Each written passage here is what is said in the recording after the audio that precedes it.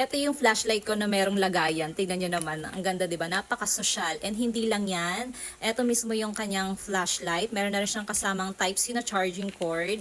Ang ganda nito kasi matibay siya. Yung kanyang material is made from aviation aluminum alloy. Ibig sabihin, hindi siya basta-basta nadadamage or nasisir or kinakalawang kahit na ma-expose siya sa ulan, sa pawis, or sa moisture.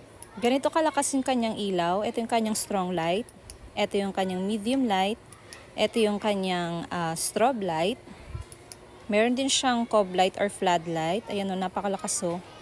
Diba? Tapos meron din siyang red light for warning. Meron din siyang red flashing or red flicker.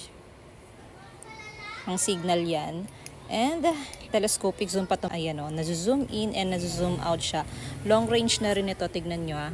Ang layo ng nararating ng ilaw nito. Ayan. Malayo yung nararating niya. Tignan nyo naman. Ang ganda ng flashlight na to. Nazo-zoom in and nazo-zoom out siya. Diba?